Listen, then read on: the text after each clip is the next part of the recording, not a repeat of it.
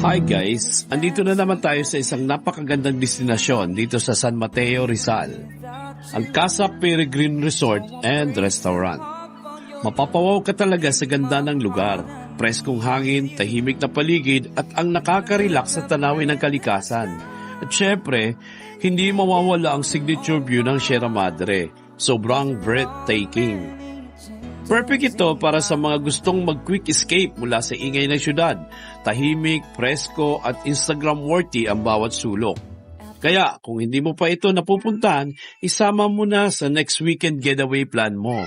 At kung gusto mo pang madiscover ang ganitong klaseng ganda, don't forget to like, follow and share. Salamat sa panonood! With you, is to live without your love. It's like a sunshine above.